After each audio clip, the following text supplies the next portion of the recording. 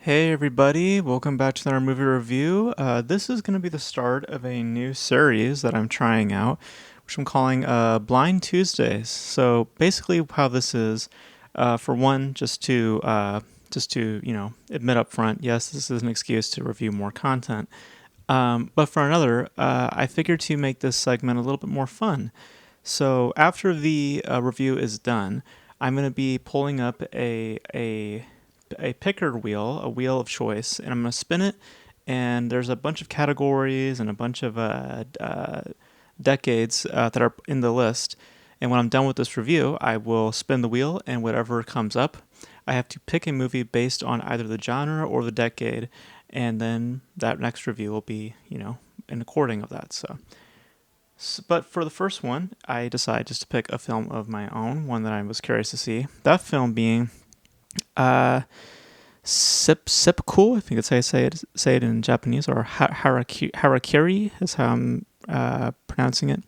Directed by Masake Kobayashi, who is a notable filmmaker in Japan. Did a trilogy of films called The Human Condition, which Harakiri is part of that trilogy, as well as following up from that Samurai Rebellion and Kwadan. Um, his story, which for anyone who knows the word harakiri, that refers to the Ronin tradition of ending one's life honorably. And Lone Ronin comes to one of the clans where there was word going around that this particular clan allows for harakiris to take place, and that there's the potential to also gain money through certain persuasions and stuff like that. And what we find is that the clan is very strict to a certain ritual, to a certain tradition, and the one Ronin that comes in requests us to commit harakiri, and uses this as a means to explain why he is at this point, why he chooses to commit harakiri, and then we get to see the events that unfolded prior to him entering the building. And what you get from the film, as the title suggests, is a lot to do about death, and a lot to do with why one walks that path towards death, the varying purposes that come with walking towards death, that either being through love, either that being through, in some cases, revenge, and some other cases, how one approaches death. There's the humanity of it, which is that those rejecting sort of thing. Then there's the disgrace that is with those who abuse such a thing. And then there's what really is, I think, illustrated the most in the film, the horror to those who truly accept it. And what you get in Harakiri is, just to put it shortly, it's brilliant. It is a brilliant, brilliant piece. To perfectly illustrate my feelings about the film, I literally didn't say anything as when the film was done. Usually I mutter some words to myself saying like, oh, this is great, or oh, this is ugh, whatever like that. I just was in silence because firstly, I'm a huge fan of, a huge, lover of samurai cinema. I mean, some of my favorite films of all time, that being of Akira Kurosawa's work, like Seven Samurai, Throne of Blood, Yojimbo. Those films to me have so much impact and so much significance, and I think that they have so much packaging in those films thematically that make them so rich. And Harakiri is no exception to that. It is very dense in both tone, in aesthetics. Aesthetically, the film is just a beauty to look at. And also in the writing. There is so much detail about accepting death and about why one might reject it, how one gets to this point, the honor that is with it, the selflessness that is within such a thing, the rising horror, because one of the things that's illustrated the most in Harakiri is horror, because Harakiri in many respects can be seen as a horror film with the way that it approaches its subjects, the way that it handles its central lead, and especially with its score, it's very foreboding and very very tense, and the imagery of it also being quite disturbing at times. Because I mean, obviously, addressing the topic of suicide and presenting certain actions, certain the seeing how the act of harakiri takes place is quite quite hard to watch and quite hard to stomach. Um, there is terrific performances all around. The central performance by get his name here real quick.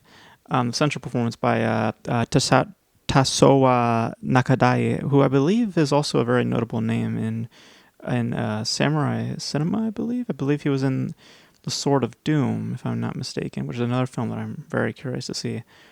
He is terrific in this. I think that he displays a brilliant performance, and the same can be said to the other players involved. It's a film that is just all about its tone and all about its performances and all about its writing. It's held by the strengths of its essentials and not by its technicalities.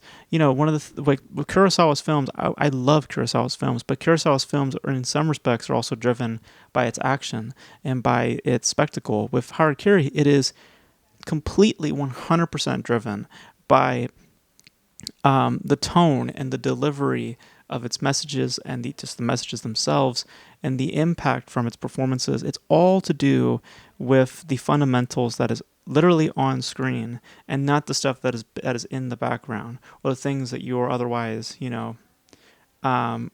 visually taking notice or stuff like that. It's very much tonally driven and acted with just profession. I really found myself in awe with it, and I think that the overall delivery of it's like there's one point where I just cried because of how they addressed the topic of death. At one point, Hanshuru, which is the name of the Ronin, just looking over here, as he details, his past and how he got to this point of wanting to perform harakiri, there comes a point where he addresses the principles of death and how he personally, looks at things, and at that point I started to tear up because that's when this topic comes up about selflessness and selfishness, and why in some respects both feelings are valid in accordance to why they are feeling that way. It is very dense and it is very rich, and I just found myself just completely in awe with it. And it's like in terms of samurai cinema, in terms of the stuff that I have seen within that genre or within that space of cinema, it is absolutely one of closely maybe the best that I have seen of this genre. It is so brilliant that, like I said, I just found myself just lost for words when I was done with it. I was really struck by it, and I think that most people should check this out at some point. It isn't about suicide. People have to just understand that when going into the film. It's not about suicide. What it's about is about death and the many paths and the many purposes in walking towards death, or in having, or the approach towards death itself. It's a very, very, very brilliant movie that I just found myself completely won over by, 100% won over by. So, and I can't find any flaws in it. I really can't. I mean, I the pacing is just great. I love the delivery of the story. I think the performances are just stellar. I can't find much to complain about. I really can't. And if I do, it's just a stretch at this point. It's not anything notable or anything that apparent. It's a brilliant piece, and you need to watch it at some point. It is just brilliant. So those are my thoughts on Harakiri. I thought it was just brilliant piece. And now we're gonna go over to the wheel here. You might not see it on screen, so excuse me, but I'll try my best to maybe plug it in somewhere. But if not, I'm gonna actually turn up the volume so you guys can hear it.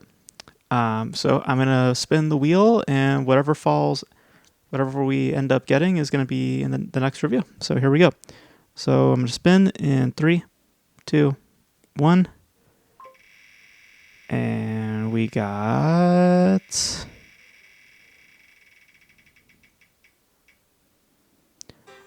romance. So a romance is going to be the next review. So I have to do a film in the romance genre. Okay. Interesting. That'll be an interesting one. So we shall see. But that's going to be the next review, guys. It'll be something in the romance genre. That could be like, like a rom-com or just your general romance. It has to be something in the vein of romance. So any recommendations I will accept in the comment section below. But yeah, it has to be a romance, guys. So remember, that's the pick. But that's going to be it for this review, guys. Thank you guys for tuning in. Hope you guys will enjoy this new series as we move forward. Let me know if your thoughts on the new series in the comment section below. It is just an excuse to review more films, I know. But let me know if you guys would like this this section in the channel in the comment section below. And that's going to be it for this review, guys. Thank you guys for tuning in. And until then, I'll catch you guys next Tuesday for the next review. Bye.